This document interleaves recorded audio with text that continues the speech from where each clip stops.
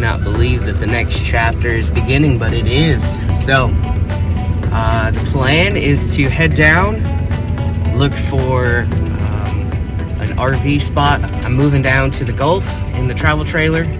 I'm gonna live there for a few months while I boat shop. And once I find a boat, sell everything and move on to the liveaboard. So, that's the plan. Let's go see if we can find a boat. After much planning, I decided to move to Kemah, Texas. It's on the water with lots of boats and open water sailing. I just got done talking to an RV park, and there's plenty of spots. The next stop on this scouting mission was a boat broker. I wanted to better understand the market as well as what a liveaboard boat and slip might look like. I'll go through the expenses.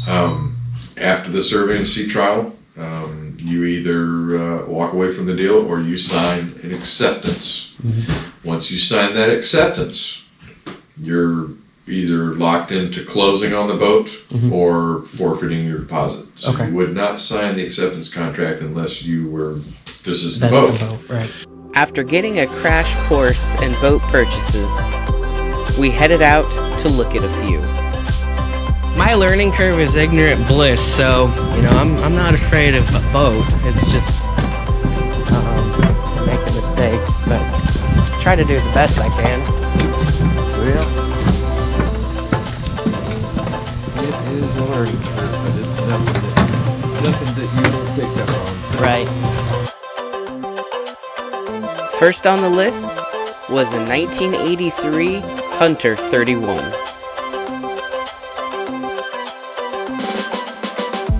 Being on the Hunter and looking at this boat as a prospective home and travel vessel put into perspective this journey. Now we're talking about things like storage, ease of sailing, and most important, how much room you have in the head.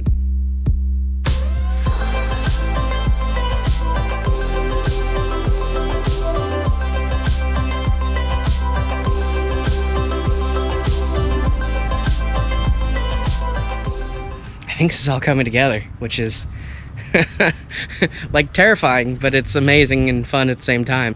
On our way back, a Gulfstar 36 caught my eye.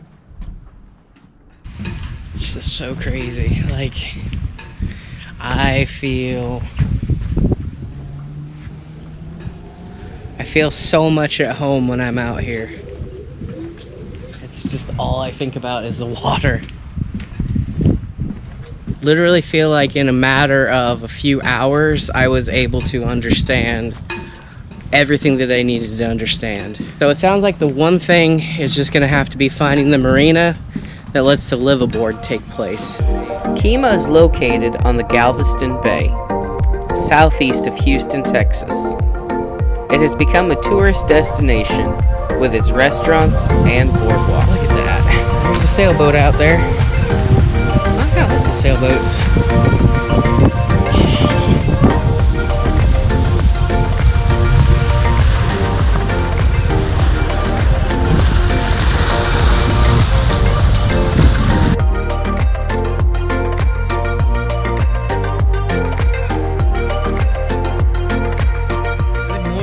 I'm headed to the marina and gonna go check out what a liveaboard slip might look like.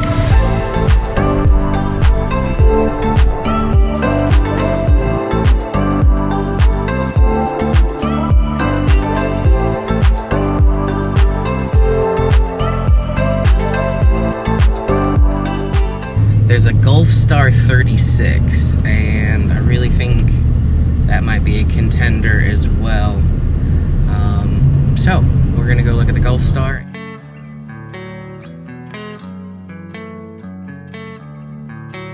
Looking at the 1983 Gulfstar 36 the next day gave me a little bit of time to process the two boats. I was beginning to see what just a few feet in length can do.